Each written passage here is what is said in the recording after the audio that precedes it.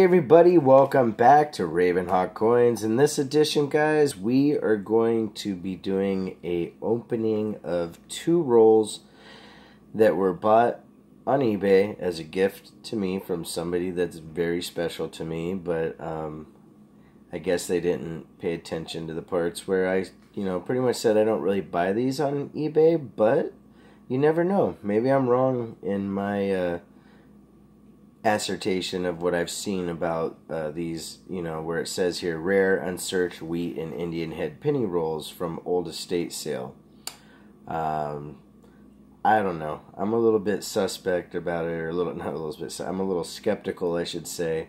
But they were a gift, so I definitely want to see what's in there and see what happens. So we're going to open these real quick. I did get them out of the package and wanted to make sure there's nothing weird in there. For some reason, the paper that was sent smells like a lot of really, perfume, which is kind of strange. But the first thing I see is, okay, so there are 2 Indian heads so far. But when you look at these sides, this isn't really a machine done roll. This says that this is unsearched. If I find something key date or amazing, I would be really, quite frankly, shocked, guys. But you never know. Maybe I'm wrong. So we're going to get into the first roll here. Start with this one that has the wheat ender and see what we get. As you can see, these rolls were $16 a piece, and with tax and everything, it ended up being $37.25. So this person spent a lot of money, and hopefully there's some decent pennies in here.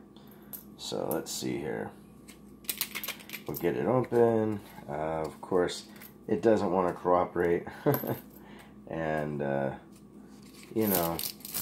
the thing that kind of cracks me up about these kind of rolls is a lot of times, like I said, it's not anything special. So let's see here.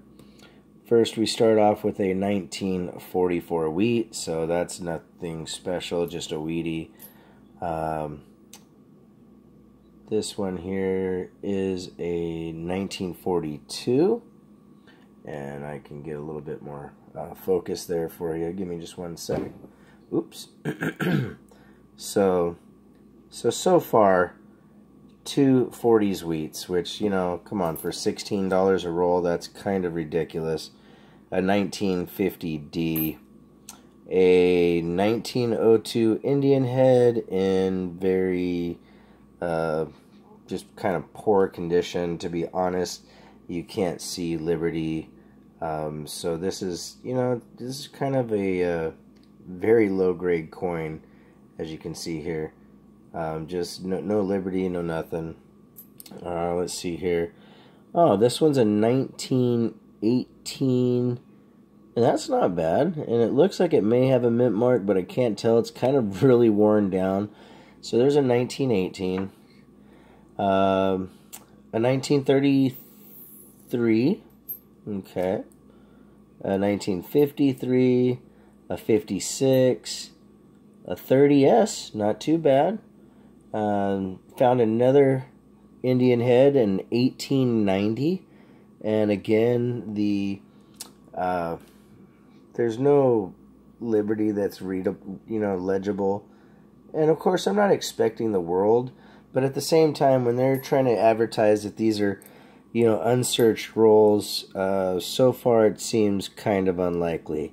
But here's a 1920D, so I'm going to put this in teens and 30s and 40s and 50s, and we're going to see what we get. I'll put this 30 over there, and see if it's just a relatively even distribution now. So here's a 1921. So now we have teens, 20s, 30s, 40s. 1927 looks like a D or an S. I'm sorry, guys. Here's a 1951. This one's a 1919 plain Philadelphia, but it's pretty worn down.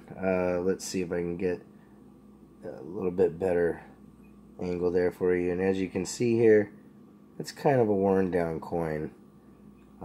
But we'll see how it goes. So that's a teens. And we have a 1920 something, a 53, a 44. This one is a 1920D, it looks like. Actually, that should go there. 1952, 55, 1911. Wow, not too bad.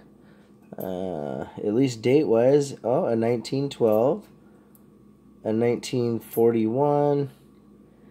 Here's another 1952. And as you can see, guys, so far, it really seems like the 50s are the most prominent in this roll. The next one is a 47, a 44.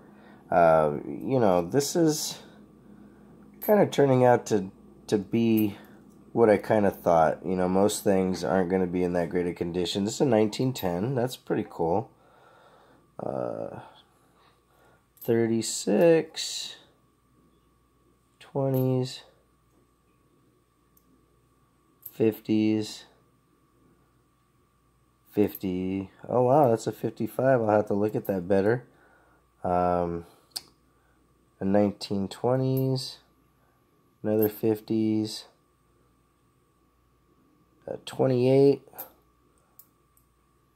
45, 50s. Ooh, wow, an 18. Ooh, a 1929S, nice. Let's see here, 45, 50, 1919. That looks like an S. I might have to look at that again.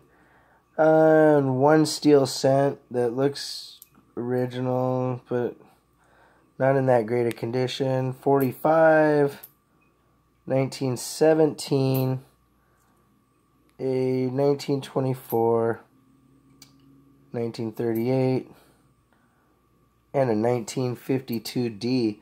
So that's the first roll, guys, and what I'm going to do is go through the second roll really quick and give you a highlight of both the rolls. So we'll return in just a second after I go through this. RavenHawk Coins, stay tuned.